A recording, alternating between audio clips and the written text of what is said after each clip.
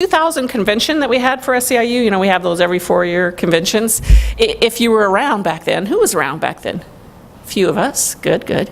If you remember, that was the days of the New Strength Unity program, and part of the New Strength Unity program was a piece of political action, and so I announced my candidacy maybe a few days before I went to convention.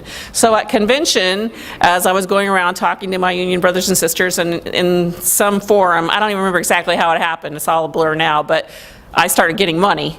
I had envelopes, homemade ones, and I came home from that convention with $5,000. And because of that, that really got the attention of my political party that, oh, this woman can raise money. And so they took me seriously, and it was only because of my union brothers and sisters in SEIU that I was able to sort of get that attention. So at that point I ran. I did not win that election. I got 48.3% of the vote. Which was astounding because I live in a very conservative district and a Democrat hadn't won there for a long time. But what we learned, my union got my local and all the other locals got very involved in that campaign of mine, and we learned a lot from it. And so after that, we were able to, in the next election, we had a tie in the House. We had an equal number of Republicans and Democrats. So we were able to break the tie on the next cycle. And then the next cycle, I ran again and won narrowly, but I won. And we were able to make larger majorities in both of our chambers. So my losing was actually helping us win in the long run. And at that point, we were able to, in the legislature in our state, the labor movement had been mostly defensive, just stopping bad things from happening. But at that point, we were able to sort of turn the tables and change it around to push our own agenda. So it was an amazing course of events. So in a few short years, from 2000 to 2005, we changed our state politics. I think I might have left a page out, but that's all right. I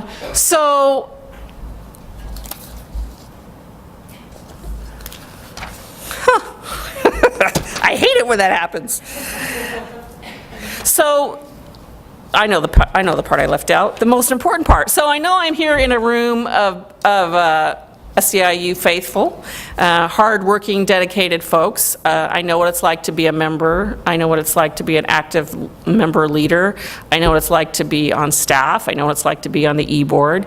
And you might be sitting here today saying, great, one more thing to add to my list of things to do.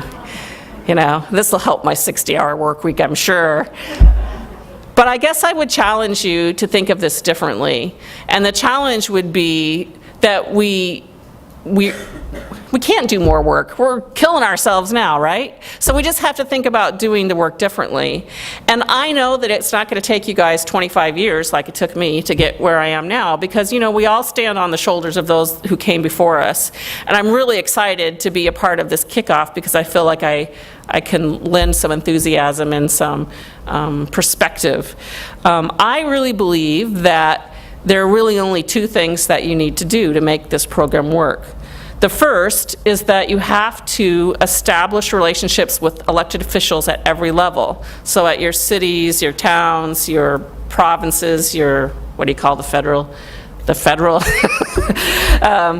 You have to have relationships with them, particularly in Canada, where I've learned like the majority can change with an election in like 36 days, right? You know, in the United States, we sort of have the opposite problem where we have people that are entrenched and we can't get them changed. But on both sides of that equation, what that means is you have to have relationships with everyone, whether they're your friend and they support you or your enemy and they hate you. Because, you know, one of the things I've really learned as an elected official is one member that comes to visit me, one constituent that lives in my district, easily outweighs 50 lobbyists that come and talk to me about an issue. Because what you have to understand is, yes, the lobbyists and the companies, they can get you money. But the only way you get reelected is if that constituent votes for you. They are way more important to you. You're way more concerned about their issues and making them, keeping them happy, because no matter how much money or influence these folks have, these folks vote for me. And it's become even more and more evident to me the longer that I serve how important that is.